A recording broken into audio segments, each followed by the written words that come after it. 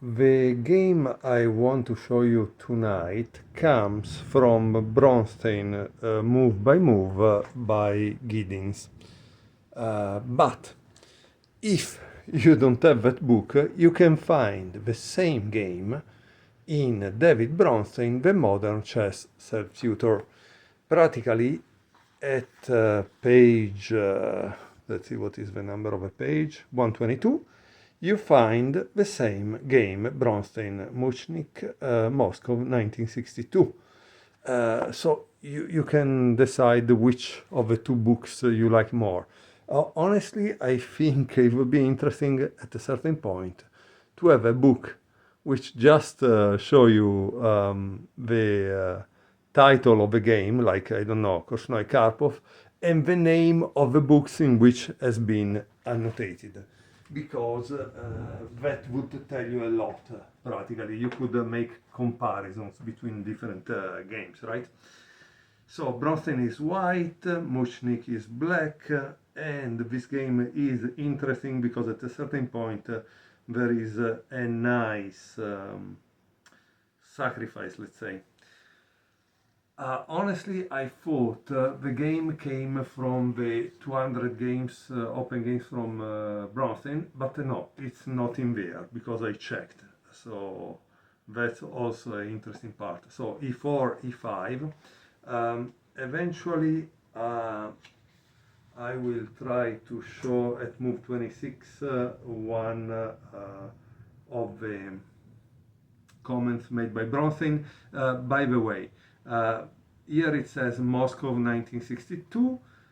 It says this game played with a time control 5 minutes each for the entire game to a considerable extent answer the question as to why all players are so happy to play a series of lightning games. Lightning, he doesn't call it blitz.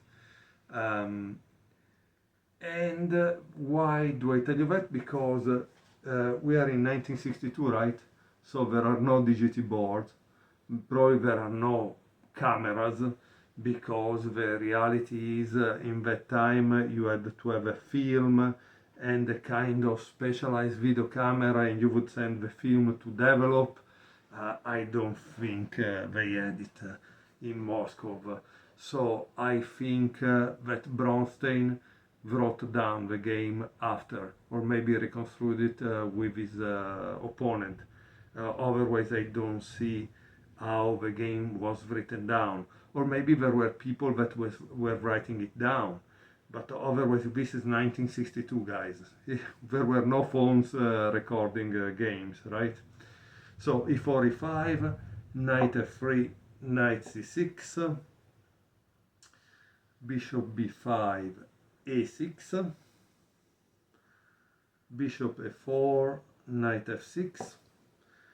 Notice there are no comments up to move 26, so I kind of go fast. Castle, bishop e7, rook e1 to protect this, because once there is the bishop e7, yeah, you are not going to get back the pawn. And so b5, bishop b3, d6, c3. Honestly, I started to play a kind of Sicilian with bishop c4, and I tell you, at a certain point you always have this kind of move, or c3 and d4, so you can notice, also playing different openings, that some positions require the same thing independently from the name of the opening. Why do I say that? Because c3, yes, it's to give this an escape, but is also to fight for the center. Okay, so this is the understanding that you must develop, right? Okay, so after c3 there is a castle, h3, knight f5. So he's attacking this, and this is very, very interesting, because you will see that in the beginning Bronstein will save this bishop and then give it away at the right moment. So bishop c2, c5, and d4, very, very important move to fight for the center. It seems that black has taken control of the center, but white immediately counter attack. Queen c7, the idea probably is rook d8, knight bd2. Keep in mind, when you will see many of this game, you could also see maneuvers like this, okay? So that's something that you must pay attention to. C takes d4, c takes d4, bishop b7, knight f1, like I told you guys. Now, again, you need to pay attention to this maneuver, but you need also to pay attention to what? Where will this be developed, for example? That's interesting to answer, right? So if you are black, you need to ask, yeah, that, because you need to know what you want to do.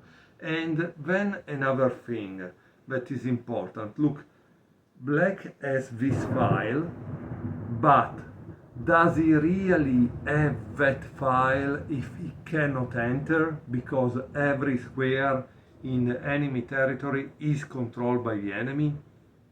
That's a question that you will see will come up. Why? Because now he plays rook ac8, right?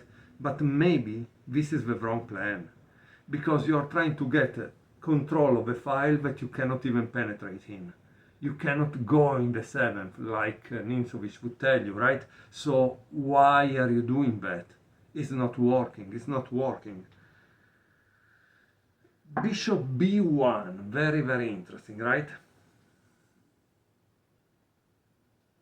Rook fd8, d5, blocking this on dark square, which means this is a pawn at this point, but at the same time also this is becoming a pawn. Why?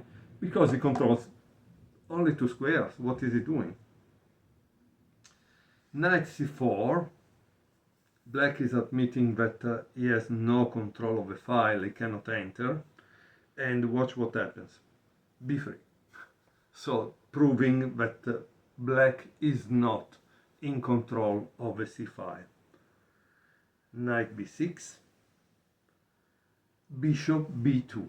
Now we have something that is interesting. So these 2 bishops are in this direction, but while this can actually apply some pressure, because it could eventually sacrifice if there is an attack on the king side, when this will also go into play. Honestly, this one is not going to move. So this is a problem, because it keeps this out of the game. So you cannot play with a -5, right? And so you need always to ask yourself, how do you activate your pieces? Because if you don't ask yourself that, you're playing with a minus, and that's not a good idea. Knight bd7, knight e3, like I told you guys, he wants to probably go here. Bishop f8, he doesn't want to exchange the bishop, and he wants to keep strength on this, and eventually he could play this and this, okay? So this is another maneuver that could happen. Queen d2, knight c5, and now watch, this is a very, very amazing move. You could pause the video and try to find it by yourself, because that would open your mind. We know that grandmasters, they don't want to lose the bishop pair, but if one of the bishop is a pawn because it doesn't have any squares, or has 1 or 2 squares, do you really want to keep it? Obviously not. And boom, you see, in this Bronstein move by move in the book, this is not commented as with an exclamation point, as a very good move. And that's bad, in my opinion, because this should have been said, wow, amazing move.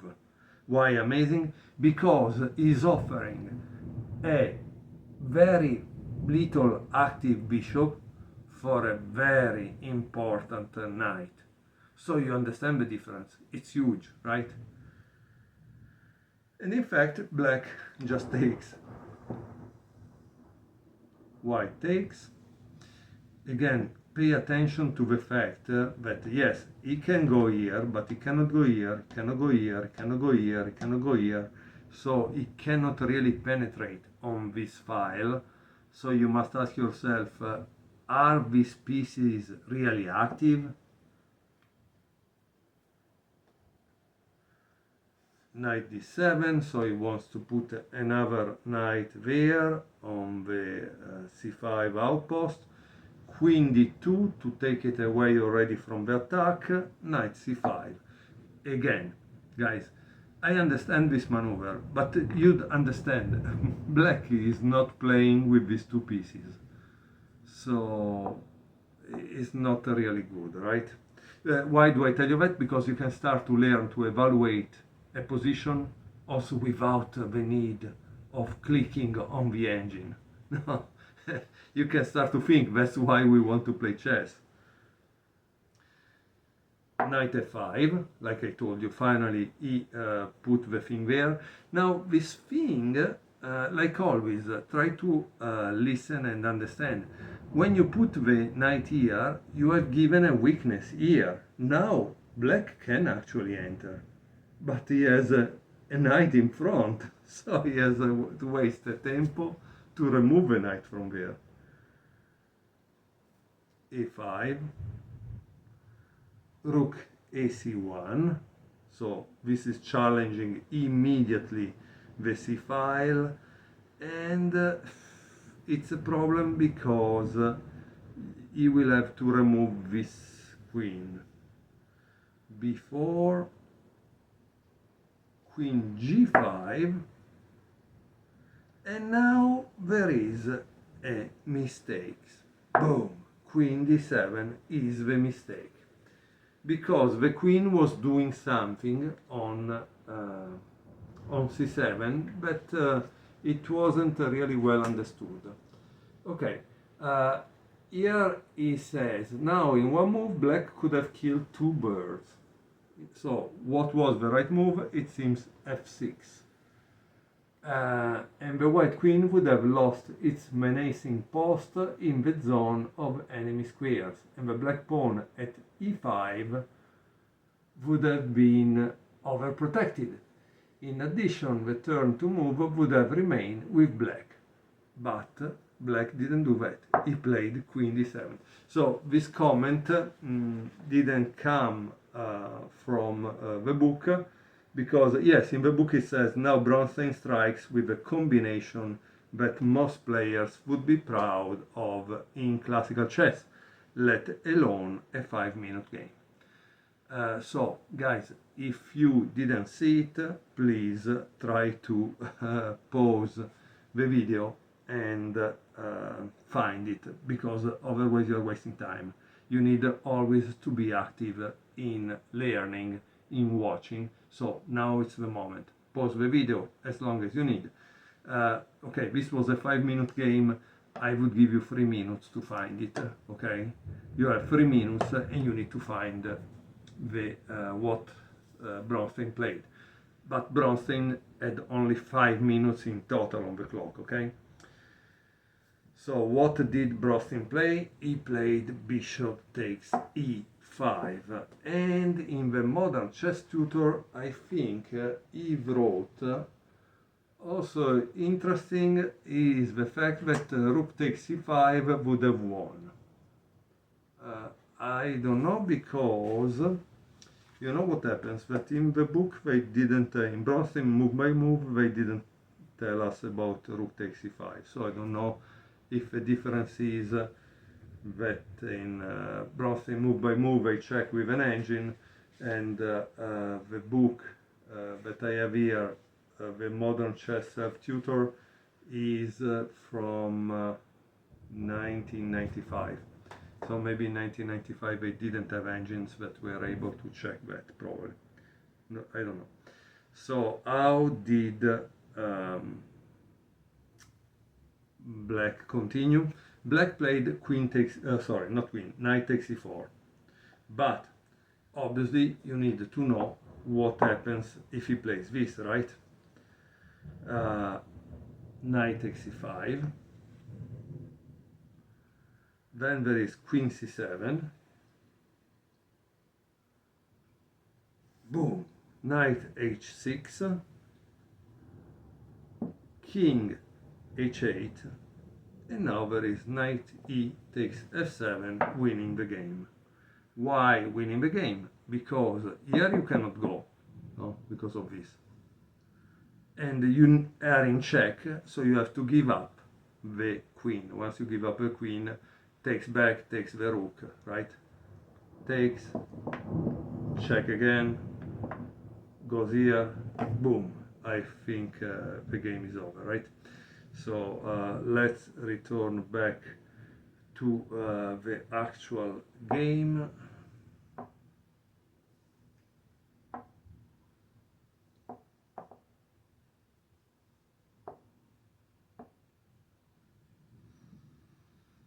So this was the position, and so what happened here is that Black played knight takes e4, okay? Of course, there is a check, knight h6, king h8, and rook takes e4. And here it seems that Black should have played d takes e5, and it's given a kind of long line in the game, in the book, saying that it's the best chance for Black. But in the game, Black played rook takes e1. And after rook takes e1, there is queen takes e1. Bishop takes here. Keep in mind that if you take, the things could go, no, you cannot take because there is this thing here, right? So that's the real problem. So after bishop takes d5, there is rook d4 and bishop takes f3.